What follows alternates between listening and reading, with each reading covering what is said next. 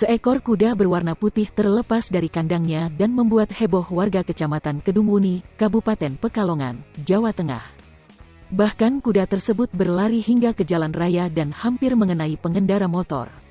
Lepasnya kuda dari kandang itu sempat terekam kamera milik warga yang kemudian videonya diunggah melalui akun Instagram @beritapekalongan. Satu unggahan tersebut diberikan caption "Kuda lepas lur neng jalan raya podo masuk area lapangan bebekan Kedung Wuni. Mungkin arep mangan pindang tetel pojokan min." Via WA GBP1, Lucy, 24, warga Kedung Wuni mengatakan, pertama kali ia lihat kuda lari itu saat berada di lampu traffic light podo, Kedung Wuni.